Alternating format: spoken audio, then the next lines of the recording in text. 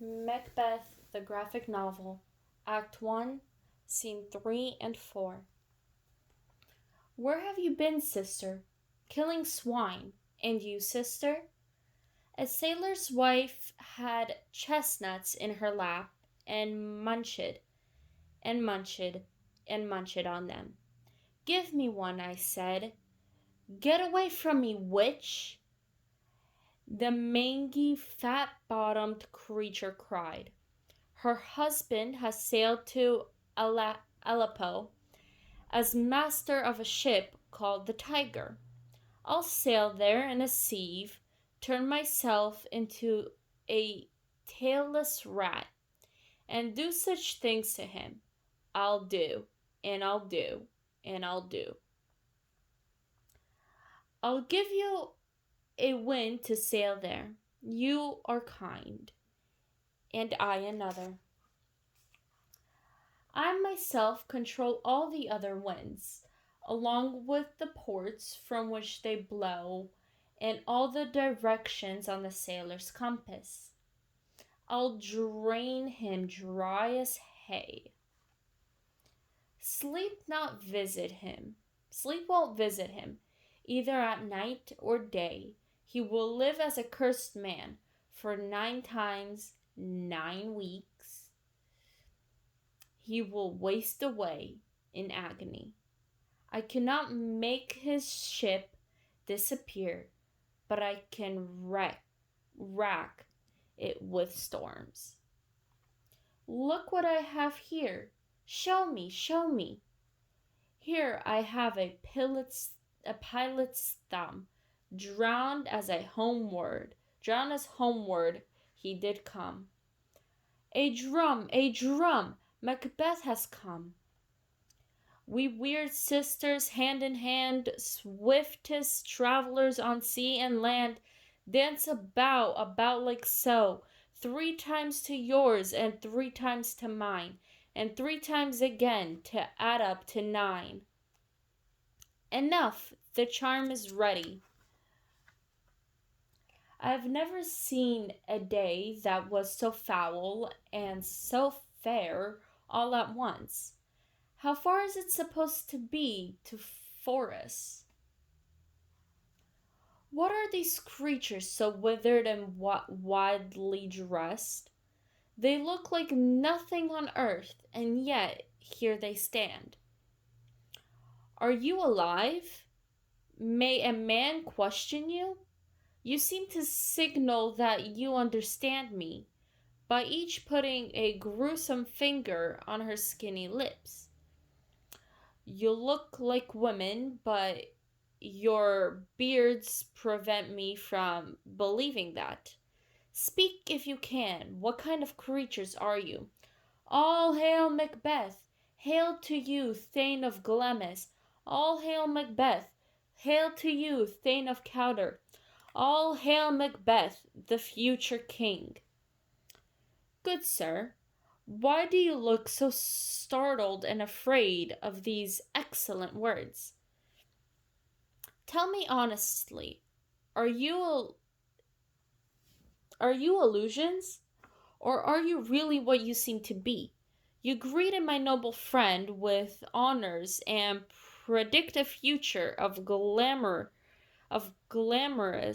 so glamorous that he's gone speechless.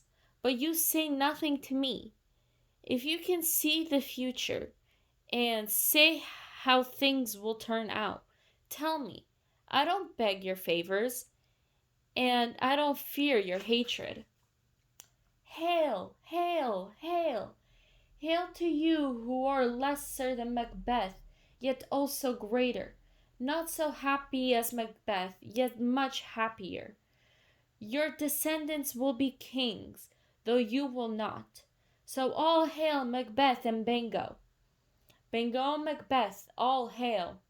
Wait, you incomplete speakers, tell me more. I know that I am the Thane of Glamis, because I inherited the position when my father Sinel died. But how can you call me the Thane of Cawdor? The Thane of Cawdor lives, a rich and powerful gentleman, and for me to be king is as impossible as me being Thane of Cawdor. Tell me where you learned this strange intelligence, and why you stop us at this desolate place with these prophetic greeting. Speak, I command you.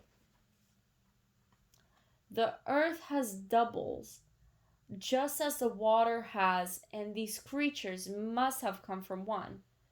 Where did they disappear to? Into the air. Their bodies melted like breath in the wind. I wish they had stayed. Did you really see the things we speak of? Or have we been drugged? Your children will be kings. You will be king. And Thane of Cawdor, too.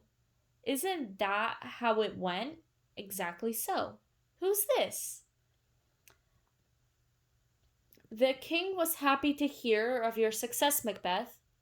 Whenever he considers your exploits against the rebels, he becomes so amazed that he falls speechless. Then he imagines how you fought the armies of Norway on the same day, not the least bit afraid of death, even as you killed everything around you. Messengers came like hailstones, pouring down praise for your bravery in defending the kingdom. The king sent us to give you his thanks and to bring you to him. Your real reward won't come from us. And as a pledge of what's in store for you, he told me to call you Thane of Cawdor. So hail, Thane of Cawdor, for that title belongs to you now. Can the devil speak the truth? The Thane of Cawdor still lives. Why do you dress me like in his clothing? The man who was Thane of Cawdor still lives, but that life now hangs under a well-dressed death sentence. Whether he fought on Norway's side, secretly aided the rebels, or considered with both to ruin our country, I don't know. But his treasons, which have been confessed and proven, have finished him. It's just like the witches said. Now I am Thane of Glamis and a Cawdor, and the best part of their prediction is still to come. Thank you for the news. Aren't you beginning to hope your children will be kings, since the witches who named me Thane of Cawdor promised them nothing less? If you trust their words, you might well hope to become king, as well as Thane of Cawdor. But this is strange business. The agents of evil often tell us partial truths to lead us to our destruction. They win our trust with bits of honesty only to betray us when it will damage us the most. Gentlemen, I'd like to have a word with you, please. The witches spoke true twice. Two happy prologues to the drama that will climax with me being crowned king. Thank you, gentlemen. This supernatural temptation doesn't seem like it could be wicked, but it can't be good either. If it were wicked, why was I promised the announcement that then came true? But if it were good, then why do I find my thoughts drifting to murder? An image so horrifying that it makes my hair stand on the end and my heart pound inside my chest. The real dangers of the here and now are less frightening than the horrible things I imagine. Murder is still just a fantasy, and yet the mere thought of committing it shakes my soul apart. My ability to act is stifled by my thoughts and speculations. The only things that matter to me now are things that don't really exist. Look at Macbeth. He's in a daze. If fate wants me to be king, why? Perhaps fate will take care of it, and I won't have to do anything. He's not used to his new titles. They're like new clothes. They won't fit properly until he's had time to break them in. Come what may, what must happen will happen. Good Macbeth, we're ready when you are. I beg your pardon? My dull brain was distracted. Kind gentlemen, whenever I think of this day, I will remember the troubles you've taken on my behalf. Think about what happened today, and when we've both had time to consider things, let's talk. Very gladly. Until then, we've said enough. Come, friends. Scene 4. Has the former Thane of Cawdor been executed yet? Haven't the people in charge of that mission returned yet? My lord, not yet. But I spoke with someone who saw Cawdor die, and he said that Cawdor openly confessed his treasons, begged your highness forgiveness, and deeply, repented deeply. He never did anything in his whole life that reflected on him so well as the way he behaved when leaving that life. It was as if he had carefully prepared himself to toss away his most cherished possession as he died, as if it were a worthless trinket. There's no way to read a man's mind by looking at his face. I trusted Cawdor completely.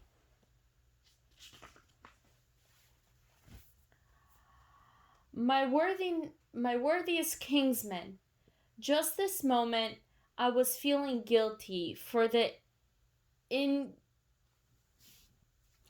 ingratitude I have shown you. You have done so much for me, so fast that it has been impossible to reward you properly. If you deserved less, then perhaps my payment could have matched your deeds. All I can say is that I owe you more than I can ever repay. The opportunity to serve you is its own reward. Your only duty, your highness, is to accept our tributes. Your people are like your children or your servants. By doing everything we can to protect, love, and honor you, we only do as we should. You are welcome here. By making you Thane of Cawdor, I have planted the seeds of a great career for you, and I will see to it that they grow. Noble Banquo, you deserve no less than Macbeth, and everyone should know it. Let me embrace you and hold you in my heart. Whatever I accomplish, it is a credit to you. My joy is so overwhelming, it brings tears to my eyes. Sons, kingsmen, lords, and all those closest to me will be my witnesses as I bestow my kingdom on my eldest son, Malcolm. Today I name him the Prince of Cumberland. But Malcolm shall not receive honors alone. Titles of nobility will shine like stars on all who deserve them. And now, Macbeth, we go to your castle at Inverness, where your hospitality will make me even more obliged to you. Any time not spent in your service is labor, not rest. I'll be the messenger myself and bring my wife the joyful news of your approach. I humbly take my leave. my worthy Cowder. Malcolm, the Prince of Cumberland, he lies in my path of the throne to the throne. I'll either have to step over him or give up. Stars, hide your light so that no one can see the black and deep desires within me. Let my eyes ignore what my hands do, and yet let the things that I'd be horrified to see come to pass. It's true, worthy Bango. Macbeth is every bit as valiant as you say, and I am satisfied with these praises of him. Let's follow after him. Now that he has gone ahead to prepare our welcome, he is a man without equal.